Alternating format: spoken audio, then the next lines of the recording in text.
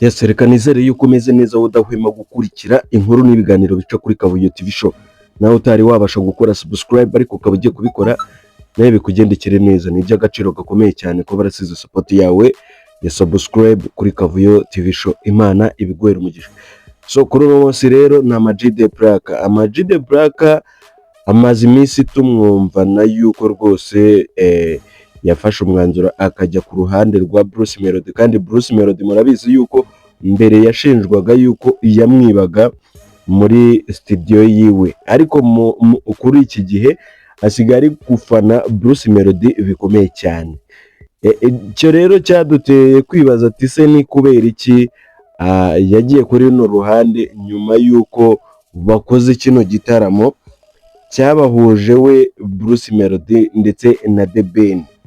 Gusa ikiriho bifu yabo yatangiye ubwo muri kino gitaramo uyu Ama G The Black bamwangiraga kwinjira muri kino gitaramo, akaza gufata umwanzuro wo kwigurira itike, kandi yari yatumiwe kandi yagombaga no guperformingamo bitewe nuko Bruce Melody murabizi yuko bafitanye indirimbo. Iyo ndirimbo n'ubundi bari kuyiperformingana nk'uko n'ubundi n'abandi nabo bagiye baza ku rubyiniro mu bo bagiye bakorana indirimbo zigiye zitandukanye, bagahita bakorana nyine kuri stage.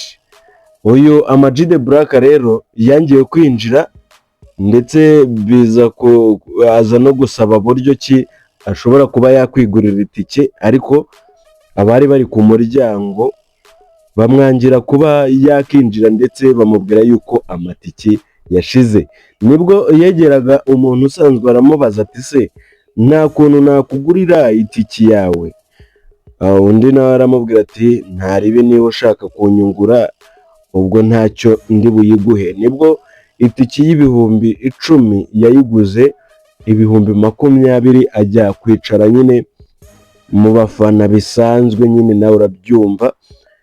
Ndetse biranamubabaza cyane kugeza ubwo yakomeje kugenda agaragaza yuko rwose The Ben nta mari imurimo, ariko byose byatewe n'imitegurire ya timu ya The Ben, aho yagaragaje yuko rwose ahubwo n'uyu Nopuja uriya nyine The Country Record murabizi yuko bawubanye neza na The Ben, yagize gutya nyine yikoza kuri WhatsApp abaramwandikiye rwose, bitewe n'amagambo yakomezaga kugenda agarukaho uyu Ama G The Black avuga kuri The Ben ndetse no kuri timu yabo.